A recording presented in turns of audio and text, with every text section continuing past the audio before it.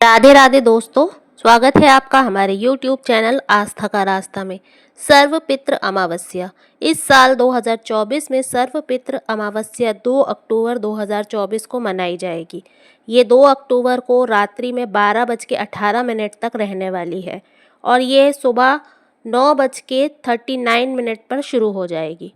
इस दिन पितृमोक्ष अमावस्या सर्वपितृ अमावस्या के नाम से इसकी पूजा की जाती है।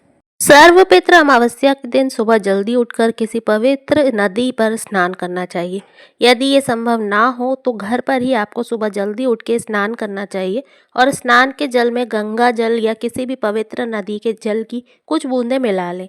इसके बाद पितरों के नाम से निमित्त होकर तर्पण करें, पिंडदान करें। साथ में इस दिन पंचबलि अर्थात गाय, कुत्ता, कौआ, देव और चींटी इनके लिए श्राद्ध का भोजन जरूर निकालना चाहिए।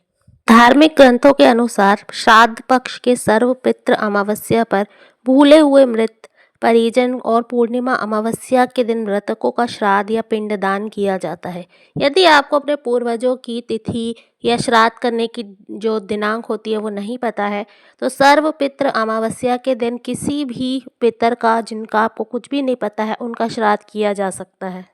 मान्यता है कि भूले बिसरे पितरों का इस दिन श्राद्ध करना चाहिए और इस दिन सभी पितर यहाँ अदृश्य रूप में मौजूद रहते हैं। साथ ही अच्छे कर्म करने वाले वंशजों को आशीर्वाद देकर पितृलोक में लौटते हैं।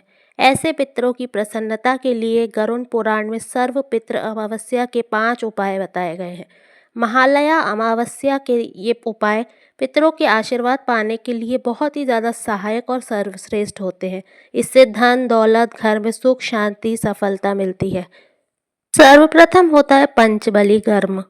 गरुड़ पुराण के अनुसार सर्वपितृ अमावस्या के दिन श्राद्ध करें और श्राद्ध ना कर सके तो पंचबली कर्म यानी गोबलि, श्रान बलि, काक बलि, देवादि बलि और पिपलादि बलि कर्म जरूर करें। इन सभी के लिए विशेष मंत्र बोलते हुए ये काम करना चाहिए।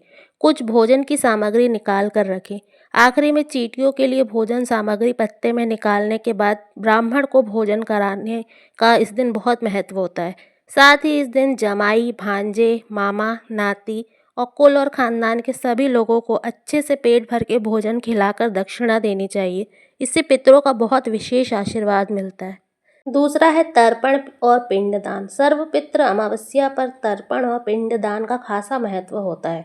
मान्यता है कि विधि अनुसार पिंडदान में चावल, गाय का दूध, घी, गुड़ और शहद को मिलाकर पिंड बनाए जाते हैं और उन्हें पितरों को अर्पित किया जाता है। पिंडदान के साथ ही जल में काले तिल, जौ, कुशा, सफ़ेद फूल मिलाकर तर्पण किया जाता है। पिंड बनाने के बाद हाथ में कुशा, जौ, काला तिल, अक्षत और जल लेकर संकल्प करें।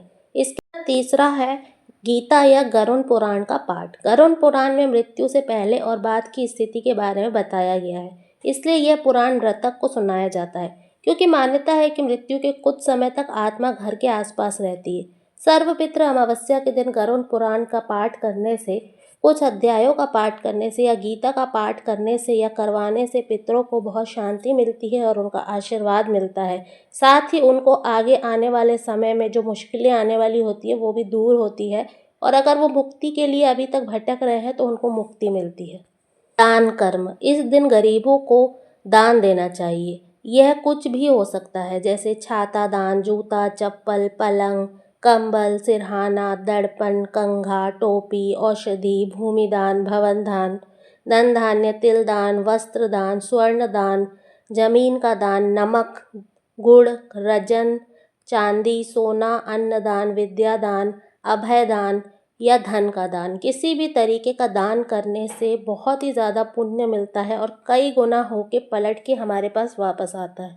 16 ब्राह्मणों को भोजन कराना। यदि आपकी इतना सामर्थ्य है कि आप 16 ब्राह्मणों को भोजन करा सकें तो सर्वपितृ अमावस्या पर पंचबली कर्म के साथ ही बकूट ब्राह्मण भोजन कराया जाता है। बकूट यानी वे बच्चे जो वेद अध्ययन कर रहे हैं या ब्राह्मणों के छोटे बच्चे हों, उनको भोजन कराया जाता है। इस दिन सभी को अच्छे से पेट भर के भोजन कराकर दक्षिणा दी जाती है। ब्राह्मण को वस्त्र दिए जाते हैं और ब्राह्मण नहीं हो तो अपने रिश्तेदारों को वस्त्र या आभूषण, और यदि आपका सामर्थ्य है तो आभूषण भी दे सकते हैं, नहीं तो भोजन आप उनको ज़रूर कराएं। इसमें विशेष रूप से घर के जमाई, भांजा और मित्र वगैरह को भोजन कराना चाहिए, इसका बहुत ज़्यादा महत्व होता है। और यदि आपका इतना सामर्थ्य नहीं है कि आप 16 ब्राह्मणों को भोजन कराएं, तो किसी एक ब्राह्मण को करा सकते हैं, और वो भी ना कर सके तो घर में अगर आपका भांजा है तो उसको ज़रूर भोजन कराएं। सर्वपित्र अमावस्या की कुछ विशेष जानकारी, पूजा विधि और तिथि।